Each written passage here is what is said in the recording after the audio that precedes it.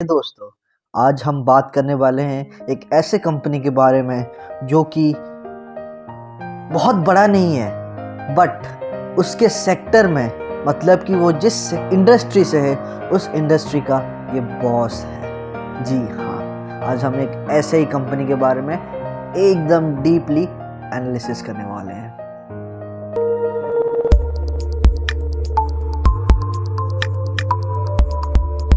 जी हाँ दोस्तों, मैं आज जिस कंपनी के बारे में बात कर रहा हूँ वो है बिस्लेरी, जो कि फाउंड किया गया था फेलिस बिस्लेरी के द्वारा 1851 में, और उनके डेथ के बाद उनके बहुत ही close friend doctor Rossi Bisleri के नए ओनर बन गए 1921 में। जब डॉक्टर रोसी इंडिया में बिस्लेरी की प्लांट खोलने की चिंता करने लगे तब उनको खुसरू सुंतोक का सपोर्ट मिला और उन्होंने बिस्लेरी का पहला प्लांट थाना मुंबई में खोला। दुनिया ने तो यहाँ तक कह दिया कि रोसी पागल तक हो गए हैं कि इंडिया में ये बिज़नेस कोई काम का नहीं, क्योंकि इंडिया में वाटर शॉर्टेज की कोई कमी, कोई प्रॉब्लम, कोई दिक्कत नज़र नहीं आती। पर उन्होंने मार्केट को समझा था। उनको ये तो पता था कि इंडिया में वाटर शॉर्टेज नहीं है, पर यह भी पता था कि साफ़ और हाइजीनिक पानी भी नहीं है। शुरुआत के दिनों में बिस्लेरी तो सिर्फ बिस्लेरी वाटर और बिस्लेरी सोडा ही देता था, बट सिर्फ लैविश यानी कि लग्जरी प्लेसेस में, जैसे कि 5 स्टार होटल्स हो गए या फिर बड़े बड़े रेस्टोरेंट्स हो गए, उनके कॉस्ट के कारण। पर डॉक्टर रोसी एंड सुंतुक को पता था कि सिर्फ एक ही सेगमेंट को टारगेट करने से हमारी बात नहीं बनेगी, और फिर धीरे धीरे कॉमन जनता तक इसका डिस्ट्रीब्यूशन चालू हो गया।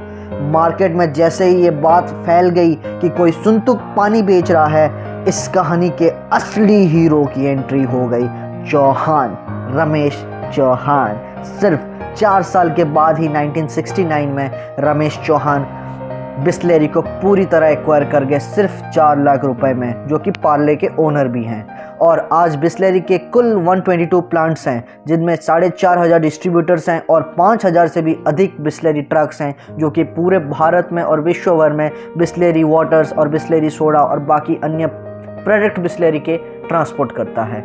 मज़े की बात तो ये है कि रमेश चौहान को वाटर बिजनेस में कोई रुचि नहीं थी, उनके दिमाग में तो कुछ और ही चल रहा था। वो बिस्लेरी के ब्रांड से पार्ले सोडा का धंधा करना चाहते थे, क्योंकि मार्केट में तब पार्ले की कोई सोडा नहीं थी।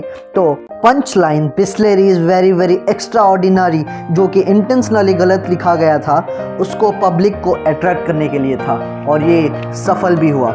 बड़ा बदलाव तो 1980s में आया, जब बिस्लेरी ने पहला अपना पीवीसी बोतल्स लॉन्च किया। उससे पहले तो सिर्फ कांच के बोतल में बिस्लेरी या फिर कोई भी प्रोडक्ट अपना माल बेचता था। उससे दिक्कत क्या होता था ना, जब हम कोई भी प्रोडक्ट घर ले जाना चाहते थे तो हम नहीं ले पाते थे, हमें वहीं पी के हमें कांच का बोतल वहीं हमें देना पड़ता था। बट अभी बहुत बड़ा प्रॉब्लम सॉल्व हो गया 1980s में पीवीसी बोतल्स के द्वारा, और पीवीसी बोतल्स को लॉन्च किया गया, जिससे ट्रांसपेरेंसी बढ़ गई और कस्टमर्स को साफ पानी भी देख सकते थे, क्योंकि इंडिया में जो दिखता है वही बिकता है। 1971 में फिर बिस्लेरी ने अपना सबसे ताकतवर प्रोडक्ट, जो कि आज तक मार्केट में राज करता है, लिम्का लॉन्च किया। फिर 1974 में माजा और 1978 में थम्स अप भी लॉन्च किया, और 1985 में उन्होंने सॉफ्ट ड्रिंक्स में भी अपना पीवीसी यानी कि प्लास्टिक बोतल्स का एक नया दौर लेके आए। उन्होंने अभी तक मार्केट का पूरा 60% मार्केट अपना बना लिया था 1991 में, जो कि कभी कोई नहीं सोचा था। जी 30 लीटर का वाटर ड्रम बिस्लेरी ही लेके आया, और बाहर की यानी कि जो भी हम जब बाहर गांव जाते हैं, स्टेशन में, बस स्टैंड में, एयरपोर्ट में, बिस्लेरी को आप हर जगह देखना वाजिब समझते हैं, और हमें दिखता भी है। क्यों ना, क्योंकि बिस्लेरी ने अपना एक ब्रांड बना लिया है तब और अब भी। 93 में रमेश चौहान को अपनी सॉफ्ट ड्रिंक कंपनी बेचनी पड़ी। क्यों? क्योंकि उनके फ्रेंचाइजी ओनर्स उनके बिहेवियर से कुछ खुश नहीं थे। पता नहीं उसके अंदर का राज क्या है, बट हमें इन्फॉर्मेशन से तो इतना ही मिल पाया है।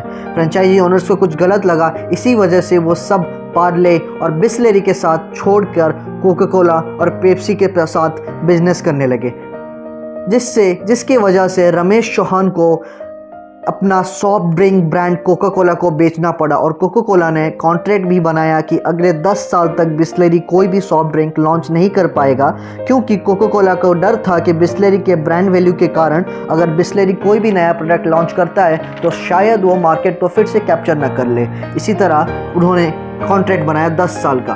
कोको कोला सिर्फ बिस्लेरी के प्रोडक्ट्स को इंडियन मार्केट से क्लीन चिट देना चाहता था ताकि वो अपने प्रोडक्ट्स को इंडियन कंज्यूमर की विश लिस्ट में शामिल कर पाए, पर ऐसा नहीं हो पाया क्योंकि इंडिया के लोगों को लिम्का, माजा, थम्स अप की आदत लग गई थी और उन्हें यही चाहिए था। फिर कोको कोला ने वापस से 3 मेजर सॉफ्ट ड्रिंक्स या जो कि लिम्का, माजा और थम्स अप है उन पर फोकस किया। और फिर 2006 में बड़ा बदलाव तब आया जब कई कॉपीराइट कंपनीज बिस्लेरी के तरह ही अपना ब्लू टैग से मार्केट में बिजनेस करने लगी, और जो कि ऑल टाइम एवरग्रीन बिस्लेरी का ब्लू टैग है। और बिस्लेरी को बाय हुक और कुक अपना all time famous blue label हटा के ग्रीन लेबल लॉन्च कर दिया। 2016 में बिस्लेरी ने अपना formulated soft drink Bisleri pop के नाम से लॉन्च किया, जिसमें 4 वेरिएंट थे, पीना कोलांडा, लेमोनेड, फोंजो एंड स्पाइसी। बट क्योंकि पेप्सी और कोको कोला ने मार्केट पूरी तरह से कैप्चर कर लिया था, इसलिए बिस्लेरी पॉप को फेलियर का सामना करना पड़ा।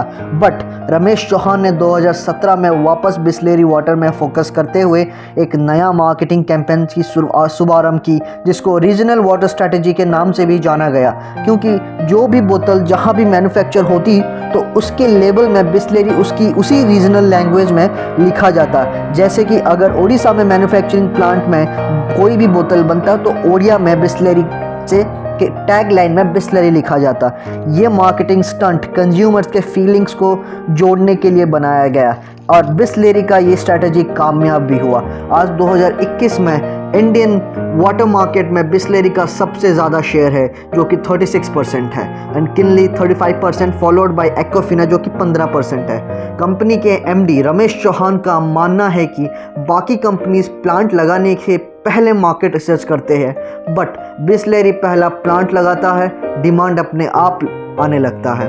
2018 में बिस्लेरी द्वारा शुरू किया गया कैंपेन हर पानी की बोतल बिस्लेरी नहीं होती made a huge impact on its sales, and basically ये स्ट्रेटेजी कंज्यूमर्स के लिए था ताकि कंज्यूमर्स बोतल खरीदने से पहले वो देख ले कि बिस्लेरी है या फिर कोई बिस्लेरी है या फिर बिस्लेरू है, वो जान ले, और ये बहुत ज़्यादा सक्सेसफुल भी हो गया।